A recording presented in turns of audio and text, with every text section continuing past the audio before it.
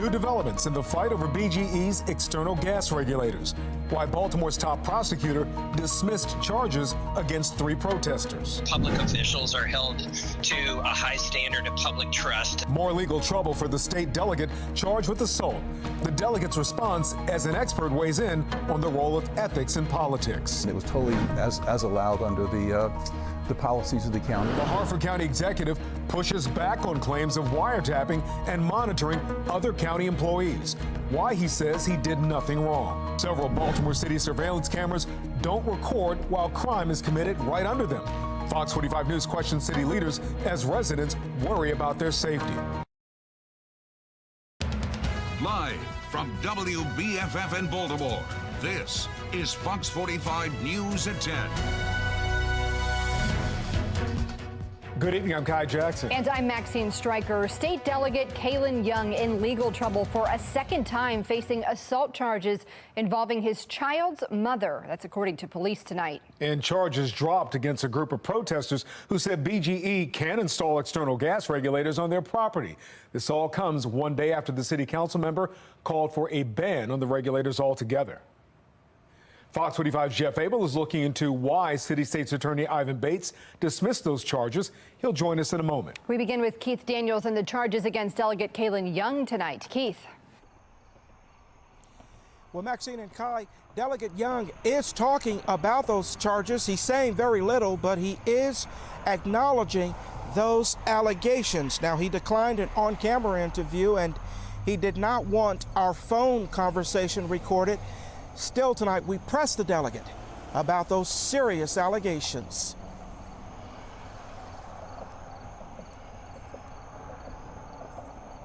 Maryland State Delegate Kaylin Young, part of Baltimore City's delegation in Annapolis.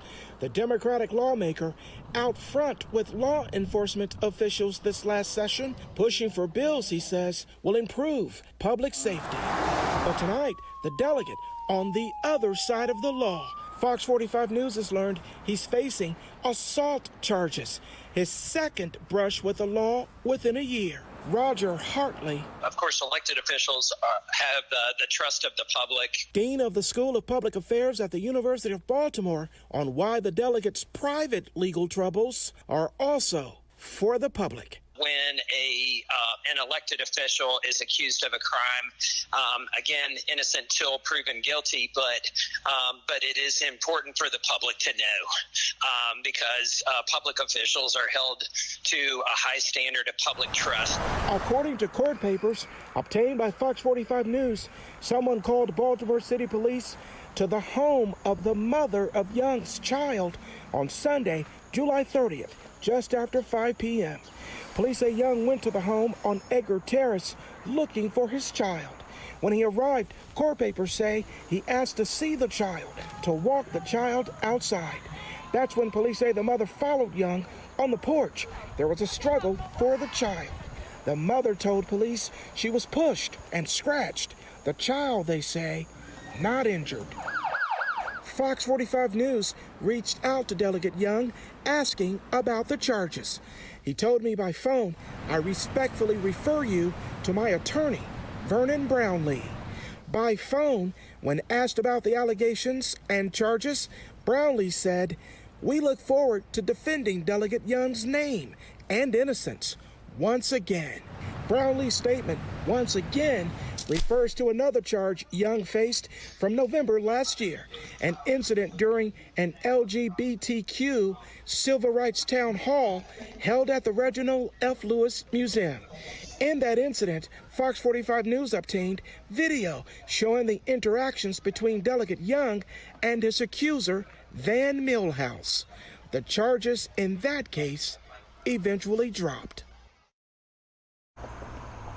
Well, we reached out to the accuser in Young's latest legal trouble. She told me, quote, no comment, not confirming or denying anything. She went on to say she did not want to talk about it, and she abruptly ended the phone call. We're live tonight. Keith Daniels, Fox 45 News. Keith, thank you. The Baltimore City Council has postponed Acting Police Commissioner Richard Worley's confirmation hearing, which was scheduled to happen August 15th. Fox 45 News is working to find out why that postponement happened. Worley was appointed in June by Mayor Brandon Scott, a decision that led some to criticize it from Baltimore activists who said the process should have been with a broader search. Why aren't the police accountability organizations a part of that process? And this acting commissioner has not reached out to the very active coalition of civil society organizations that have been working to end police violence and police terror and to bring about police accountability. Worley also faces questions about his residency. City code requires the police commissioner to live within city limits, but Worley lives in Anne Arundel County. He said he plans to move to the city. The acting commissioner is holding a series of town halls to give residents a chance to voice concerns about public safety. They begin next week. Mayor Brandon Scott's picked to lead the fire department, James Wallace, is also under scrutiny. A report revealed that Wallace faced pipe bomb charges decades ago for an incident involving explosives. A former member of the state fire marshal's office says he was the one who responded to the call and found a large amount of fireworks at Wallace's home. The law under fireworks were just up to a certain amount of powder, and basically any larger fireworks came under the pipe bomb law. These are, again, dangerous, but they were just over the edge as far as crossing line between fireworks and what was considered pipe bombs or explosives. Well, the mayor stood by his nomination, saying the charges were expunged. Wallace still awaits city council approval. And then there was a series of text messages uncovered this week between two now former city officials, ex-Monzi Director Shantae Jackson and former Police Commissioner Michael Harrison. As first reported by the Baltimore Banner, the text from Jackson to Harrison appeared to hint at getting rid of Deputy Police Commissioner Anthony Barksdale. They were sent during a city council meeting in June, and some argue the messages were a distraction from the crime crisis at hand. I think it's very obvious that when you have that type of infighting, you have this kind of mismatch. The people who suffer the most are the residents of Baltimore City. That tells you that they're not focused on what really needs to happen, and that's keeping the residents of Baltimore City safe. I am sorry. Before joining the mayor's staff in July last year, Barksdale was a tough critic of BPD's public safety strategies. At his appointment announcement, he made a public apology to Harrison. Mayor Scott says Barksdale's record speaks for itself. 3 Baltimore homeowners are arrested while protesting BGE's installment of external gas regulators, and their charges have been dropped. Fox 45's Jeff Abel is looking into the reasoning behind the timing of the decision from State's Attorney Ivan Bates. Jeff. Well, the 3 homeowners went to jail fighting BG&E, and while that fight continues tonight, the criminal fight for them appears to be over.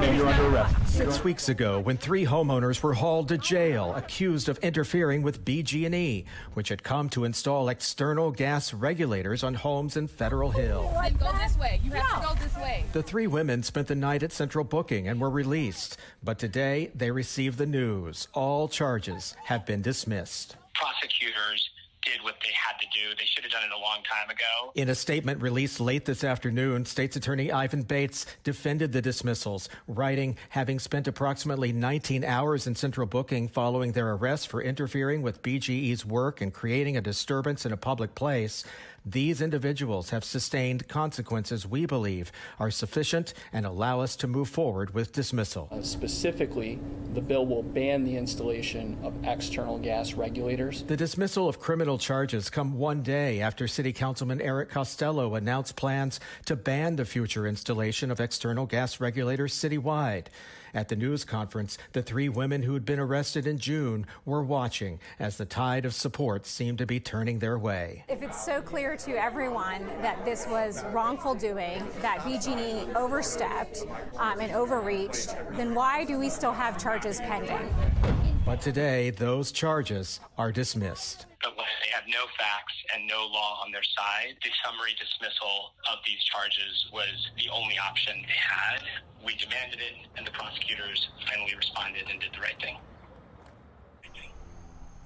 Those 3 homeowners are now suing BG&E along with hundreds of other homeowners. And in 2 weeks, the Maryland's Public Service Commission will hold a hearing to determine whether it needs to step in. We are live tonight. Jeff Abel, Fox 45 News. Baltimore Gas Electric has received backlash on some of their recent proposals, including the conduit deal with Baltimore City. Two members of the Board of Estimates, Council President Nick Mosby and Comptroller Bill Henry, tried to stop that vote. Mayor Brandon Scott went through with the deal without their approval.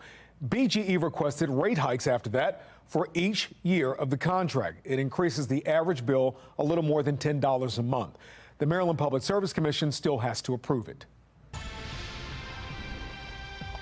An 18-year-old is dead after being shot in the upper body and face. It happened around 3 o'clock this afternoon on Pentland Drive in Northeast Baltimore. He is the 162nd homicide victim this year in the city, and anyone with information should contact police or Metro Crime Stoppers. The number on your screen there is 1-866-7-LOCK-UP. And new details on a murder across the street from Camden Yards. Police have identified the victim of that murder as 27-year-old Chris Morton, killed 2 days before his birthday. Fox 45's Alexa Ashwell has an update on the investigation. Crime tape, balloons, and candles. Friends say the man found fatally shot inside an SUV in this gas station parking lot near Camden Yards was Chris Morton, a local music producer, killed just 2 days before his 28th birthday. Just to pay my respect and just, I don't know, for him to feel my energy, you know what I mean? He was a good person. Police say they were called to this gas station on Russell Street around 2 yesterday afternoon after someone reported an SUV had crashed in the back parking lot. Investigators noticing a bullet hole in the front windshield and say inside, officers found the victim in the driver's seat with a gunshot wound to his head. He was pronounced dead at a nearby hospital. Who did this and why, unclear and unnerving. I'm more upset and sad for our city to see that there's this much hate and people want greed and taking lives. Morton's friend says he talked with the victim about an hour before he was killed, adding he was well liked and respected. 1 o'clock yesterday, I said what's up to him, and he said hi to me like he does every day, and that was the last thing I ever said to him. He was probably one of the most respectful people, very humble, very nice, didn't judge nobody. As investigators piece together what happened, Baltimore police beefing up the department's presence. This homicide happening in the middle of the afternoon and within the city's hub for tourism. A community looking for answers and honoring a life lost. It's just sad. Alexa Ashwell, Fox 45 News. There are concerns about the impact crime is having on downtown Baltimore. The Orioles are in the first place in the American League East, but attendance only ranks 22nd out of 30 MLB teams. Experts say more needs to be done to ensure safety.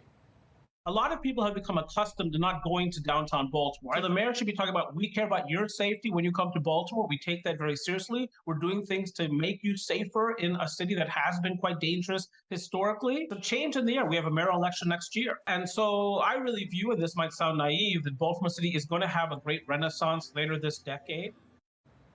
That brings us to our question of the day. Do you think elected leaders should prioritize legislation that protects criminals or the public? So far, 97% of people say the public. Head to foxbaltimore.com/vote to weigh in.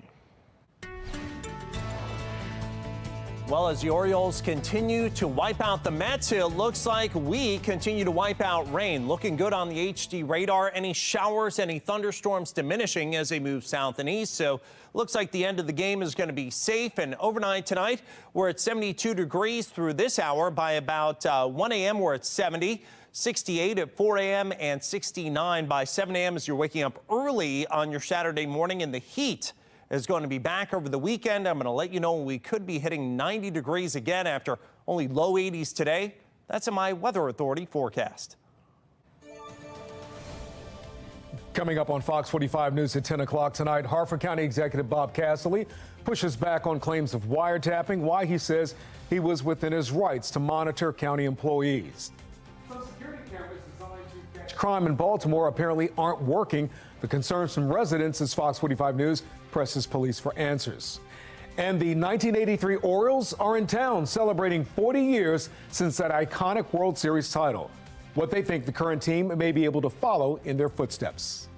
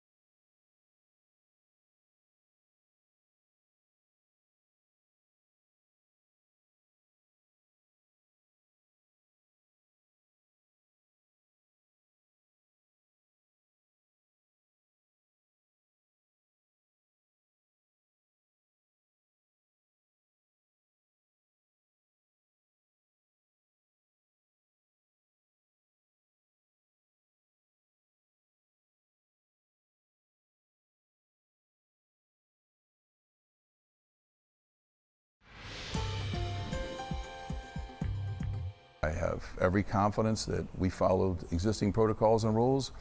There's no basis for anything, the complaints, the allegations of impropriety. So you stand firm that there was nothing illegal done here? Absolutely. Absolutely. There's nothing illegal done here. This was totally in compliance with existing county policies. Tonight, Harford County Executive Bob Castley is pushing back on allegations of spying and illegal wiretapping. A member of the county council says Castley was monitoring the online activity of other county employees without their knowledge. Now Castley says that action, according to him, was legal under Harford County policies. Fox 45's Amy Simpson shares her exclusive interview with Castley in Bel Air. In Bel Air today. It was slanderous. There was no wiretap.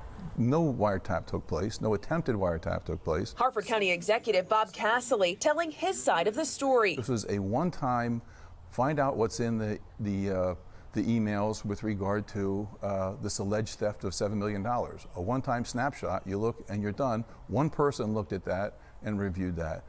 I was not part of that. Didn't have any part of the emails. This week, Harford County Councilman Aaron Penman spying on the opposite legislative branch isn't right. Accusing Castley of spying and committing wiretap violations. Penman said he was tipped off that emails between him, the sheriff, and several others had been monitored after he made allegations the county executive misappropriated $7 million in county funds back in May. I do not work for the county executive. I work for the constituents of District B. It's a separate branch of government. I am not an employee of the county. Therefore, he is not privy to my emails and correspondence on cell phones. But the county executive said an internal investigation into those allegations was done by the book. All email servers are county property, and they're subject to review by county officials. So that's what was done. It was a one-time snapshot looking. They looked one time. It was one person looked. It was not an ongoing snooping of council members' stuff, but and that's it. And it was totally as allowed under the policies of the county. Earlier this week, the Harford County Sheriff's Office said it opened an investigation after receiving a criminal complaint over the wiretap allegations. The case then shifted to the Harford County State's Attorney, but ultimately referred to the Office of the Maryland State Prosecutor. Were you the one who authorized and asked for this internal investigation to happen after that allegation of the misappropriation? Certainly, as a county executive, the alleged misappropriation of $7 million was immediately brought to my attention, and I certainly immediately said, okay, let's get to the bottom of this, or words to that effect.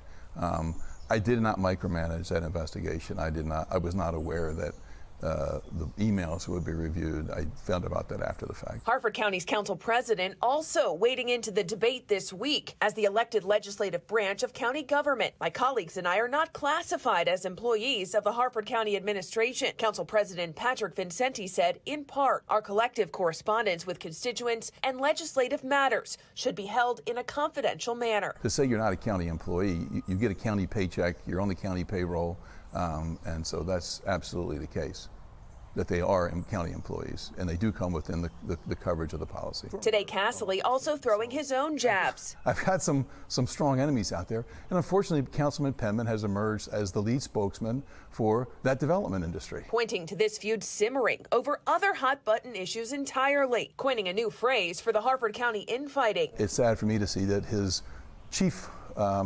methodology here has been the politics of personal destruction. Castley said he hasn't spoken to Councilman Penman this week and has no plans to. Intense debate doesn't qualify as personal destruction. That qualifies as intense debate, and that's good for us. But when a group of folks are coming out and their intent is to push you out of office, to deprive you of your office, I'm not sure if sitting down and discussing that with them is going to do a whole lot. Amy Simpson, Fox 45 News. Well, this case has been referred to the state prosecutor, but he tells Fox 45 News his office doesn't comment on the existence or status of any investigation. Amy Simpson has been following this controversy since it first came to light. You can find all of her previous reporting on our website right now at foxbaltimore.com. Baltimore County Police are asking for the public's help in solving the murder of a 15-year-old. Police say Lamar Leslie Allen was shot and killed in the townhomes of Diamond Ridge community back in January. There's an $8,000 reward for information leading to an arrest and conviction. Investigators believe someone has information and they're hoping someone comes forward. New York police called to a riot in Manhattan this afternoon, how a social media giveaway turned violent.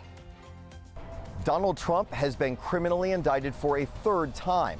I'm Scott Thuman in Atlanta with the latest on special counsel Jack Smith's investigation and what could come next for the former president here in Georgia. And as showers and thunderstorms move away, you may be thinking ahead to weekend plans for tomorrow and beyond. And if you're going to be staying local, doing some boating on the bay, temperatures start in the 70s and work into the low 80s. Nice light waves and winds for tomorrow. And if you're headed down the ocean, I think we've got some morning fog giving way to PM sun for tomorrow, 78. 81 on Sunday. Nice looking beach weekend. Water temperatures refreshing at about 71 degrees. But I'm going to let you know when some big heat's going to build around here, when we could see some more severe storms. We're tracking it all in my Weather Authority forecast.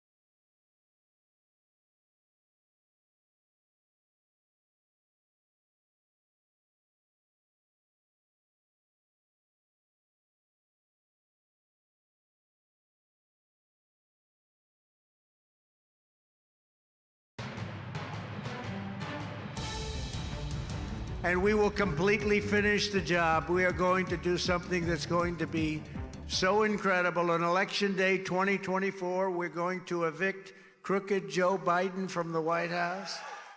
Former President Trump back on the campaign trail in Alabama tonight. This comes just one day after appearing in federal court in Washington, pleading not guilty to charges of election interference. Chief political correspondent Scott Thuman explains.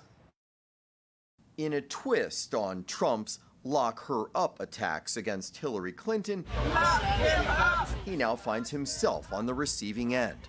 The divide over Donald Trump's future perhaps energizing both sides. We all witnessed what happened in the Capitol right over there. It was started because of lies that were told by Donald Trump and his cronies. I hope he goes up another 5 points in the polls. Every time Jack Smith goes in front of the podium, Trump goes up another 4 to 6, 7 points. despite his latest arrest for allegedly trying to undermine the election process and prevent the transfer of power to Joe Biden. Trump's defense team painting his indictment as an attack on free speech. Is being prosecuted by his political opponent who controls the Justice Department and is using the tools, the sacred tools of the criminal justice system, to censor a political opponent. Ulterior motives, they claim, at play. You know, in America, you are entitled to raise a question. You're entitled to question whether it was honest or not. So stop using government to go after people who politically disagree with you. Trump is also waiting to hear if he'll be charged in an investigation here in Georgia over allegations he tried to reverse his 2020 loss in this state. The Fulton County District Attorney suggesting grand jury indictments could come soon. A grand jury deciding if Trump tried to force election officials there to alter the results. All I want to do is this. I just want to find 11,780 votes, which is one more than we have, because we won the state. Yet Trump, based on positive polls, ever defiant, posting, "I need one more indictment to ensure my election." I'm Scott Thuman reporting. That brings us to our question of the day. If the presidential election was today, would you vote for Joe Biden, Donald Trump, or someone else? You can make your voice heard right now by scanning that QR code on your screen or going to foxbaltimore.com/vote and clicking on the Pulse tab. Coming up at 10:30, police surveillance cameras are stationed across the city, but some of them don't work. Fox 45 investigates the impact on Baltimore crime. There are two main reasons why you're seeing higher prices when you stop at the gas station. I'm Atra El-Nashar with what those are and how long they'll last, coming up.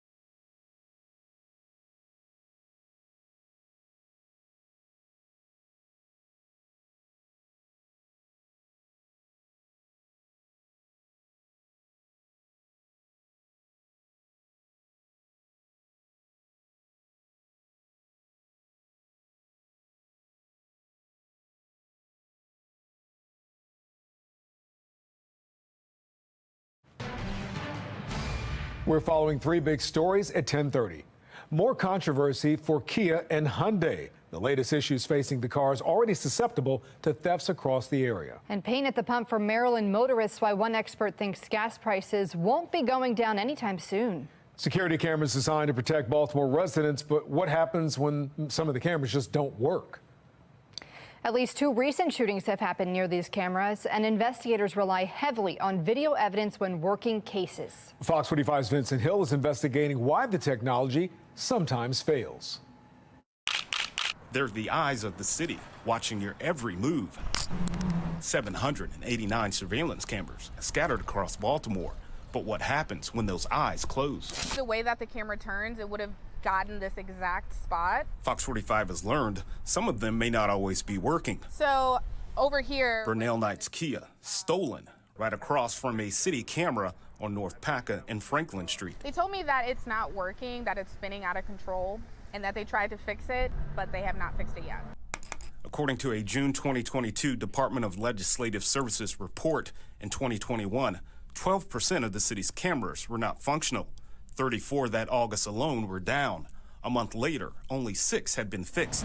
Fox 45 reached out to BPD to find out how many cameras are currently down citywide. We have not yet heard back. Some residents questioning where their tax dollars are going. They just need to do a better job. I mean, if we have money to invest in all these other projects, I mean, the cameras are part of that project. And wondering if criminals are given a free rein. And the people that are making these crimes, they know that.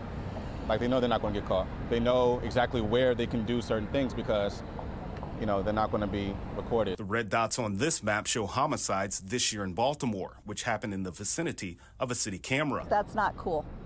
That is not good. Yvonne, who's in Baltimore for a convention, now wondering about her safety, knowing if something happens, it may not be caught on camera. Who out here would know me? Who would find me? Who would find the evidence?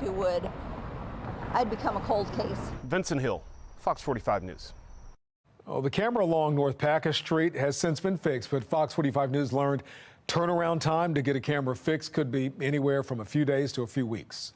Kia and Hyundai are in the headlines again, recalling more than 92,000 vehicles because of a fire risk. The National Highway Traffic Safety Administration says the vehicle's fuel pumps could overheat and start a fire. The recall impacts multiple 2023 and 2024 vehicle models. Affected customers will be notified through the mail between now and September. Now that recall comes as companies are already under fire for poor security features. Kias and Hyundais have been at the center of a massive spike in car thefts across the country. That includes Baltimore. Well, thanks to a viral social media challenge, that's why it's been happening. At least 11 kids have been caught in car thefts involving Kias. Security cameras in the Brooklyn area caught a group of kids, some as young as 11, participating in the crimes. They're using the vehicles to joyride in. They're using the vehicles to go out and commit other crimes. I don't think it's become easier in light of recent, changes. It makes it more challenging. The 11 and the 12-year-old, had it been a carjacking or an attempted carjacking, that meets the criteria for those offenders to be charged. But since it was a crime against property, which motor vehicle theft is a crime against property and not a crime of violence, it does not meet the criteria for charging. 2 of those thefts this weekend ended in crashes. Well, one group of kids crashing into a neighbor's yard, police say, and another group was arrested after a hit and run. Many young people can't be charged because of Maryland's juvenile justice laws. The Juvenile Justice Reform Act prevents children 13 and under from being charged with most crimes. If a child commits a misdemeanor, the maximum sentence is 6 months probation. If a child commits a felony, the maximum penalty is 1 year probation. Some also criticize the Child Interrogation Protection Act that stops law enforcement from speaking with any child until they've spoken with an attorney. Police and prosecutors across the state say their hands are tied when it comes to going after young offenders. I think without question, over the last several years, the General Assembly has changed a number of the laws that deal with juvenile crime, and I think that's certainly led to some problems. They have hampered us by not allowing us to actually interview juveniles to question them about the crimes that they've committed or the individuals that they've committed the crimes with. And this has hampered investigations along the way and has not kept this community safe as a result. 2 Maryland legislative committees plan to meet in September to look into how juvenile justice laws are impacting youth crime. It was a rough finish to the week on Wall Street as the newest U.S. jobs report showed a bit of a decline in July. The Labor Department reports the United States added about 187,000 new jobs. The unemployment rate in July dipped to 3.5%. That's 0.1% lower than in June. Drivers are experiencing a summer surge in gas prices. According to AAA, the average cost for a gallon of gas is $3.83. That's 10 cents higher than last Friday. It's also 30 cents higher than a month ago. The gas prices here in Maryland are slightly below the national average at around $3.79. As national correspondent Atra El-Nashar explains, the high prices may not be going anywhere. On Friday, the average price for a gallon of regular gas in the U.S. hit $3.83, according to AAA. That's 31 cents higher than last month and the highest reading since October of last year. Go out and write your bills out, you feel the deficit. Spend $100 on gas maybe every week or so. Another blow to global oil prices came Thursday night from news Saudi Arabia is extending previously announced voluntary production cuts of 1 million barrels per day into September. Supply is also getting hit by this summer's extreme heat. Experts say once temperatures near 100 degrees Fahrenheit, oil refineries often have to scale back operations for safety reasons. The White House tells us they're watching this closely. We're monitoring the situation carefully. We're in constant touch with the producers, making sure any supply disruptions are limited and doing what we can to ameliorate them. Refineries in the South under a double threat during hurricane season. But everyone is exposed to the volatility of oil prices. That reverberates throughout the economy, and then everything else starts to rise in price because energy is an input in everything that we produce. Consumers certainly feeling the burn, but sometimes a business absorbs the extra costs itself, like Andy's Handy Mart, a gas station just outside Seattle. Since the market has gone up so much, we've suffered a lot this year, and we cannot always pass that on to the customer. Spikes in gas prices over the last month are expected to show up in the next consumer inflation report due out next Thursday from the Labor Department, which could cause a blip in what's otherwise been a downward trend for overall inflation. In Washington, I'm Atra El-Nashar reporting. Taking a look now at the Fox Box top left, a newly released transcript details the testimony of Hunter Biden's former aide in front of Congress. Devin Archer says Hunter used his father's stature to further his own business ties to an energy company, but added that Hunter was not able to influence Joe Biden's policy actions. On the top right, chaos in New York City during a giveaway held by social media star Kai Cenat. NYPD says thousands of people were in attendance and started to commit violent acts, including looting and setting off fireworks. The social media star held the giveaway, but is now currently in police custody, facing charges of inciting a riot. Bottom left, Breaking Bad and Better Call Saul actor Mark Margolis has died. He received an Emmy nomination in 2012 for his portrayal of Hector Salamanca, a character who communicated by using a brass bell attached to his wheelchair. He was 83 years old. On the bottom right, police have identified another victim along Gilgo Beach, though it isn't clear if the person is connected to suspected serial killer Rex Hoyerman. The woman was found in 1996 and identified last year, but police said they had to wait to release that information to the public.